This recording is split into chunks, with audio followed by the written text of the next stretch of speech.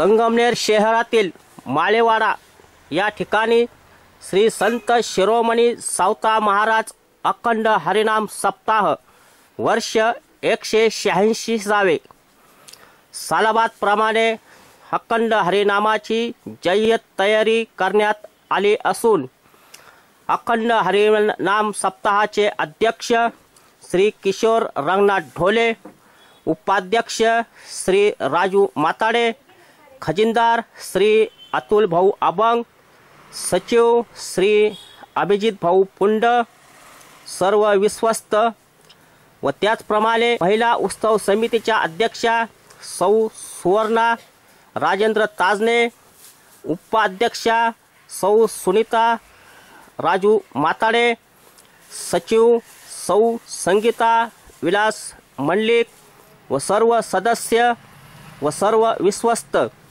या सर्वांनी यावर्षी सप्ताहाची जय्यत तयारी केली असून रोज चालणाऱ्या या सप्ताहामध्ये कीर्तनाचा सर्वांनी अवश्य लाभ घ्यावा व महाप्रसाद भंडाऱ्याचाही सर्वांनी अवश्य लाभ घ्यावा असे आवाहन विश्वस्त यांच्या वतीने करण्यात आले आहे।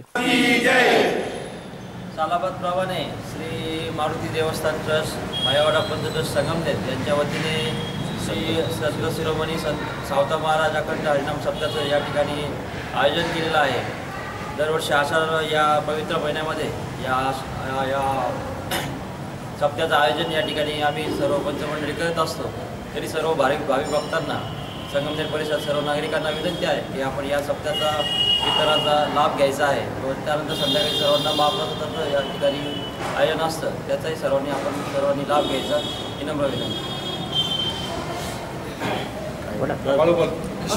संत शिरोमणी सावता महाराज अखंड हरिनाम सप्ताहाची सुरुवात 27/7/2024 ते 3/8/2024 पर्यंत या कार्यक्रम संपन्न होणार आहे। तसेच सकाळी 8 ते 9 ज्ञानेश्वर पारायण, 4 ते 5 हरिपाठ, त्यानंतर हरिकीर्तनाचा कार्यक्रम, हरिकीर्तन झाल्यावर महाभोजनाचा कार्यक्रम संपन्न होणार आहे। मी तमाम समाज बांधव व सर्वांना विनंती करतो की या अखंड हरिनाम सप्त्यामध्ये सहभागी होऊन सप्त्याची सांगता वाढावी अशी मी मारुती देवस्थान माळी समाज पंच ट्रस्टच्या वतीने व महिला समितीच्या वतीने आग्रहाची निमंत्रण देतो।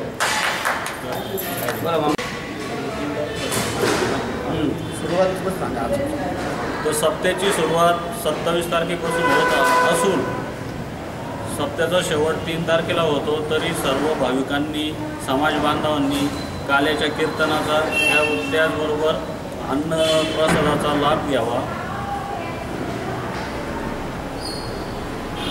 नाना बोला।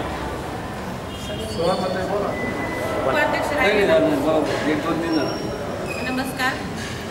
दरवर्षीप्रमाणे यावर्षी अखंड हरिनाम सप्ताह सुरू झालेला आहे माळेवाड्यामध्ये।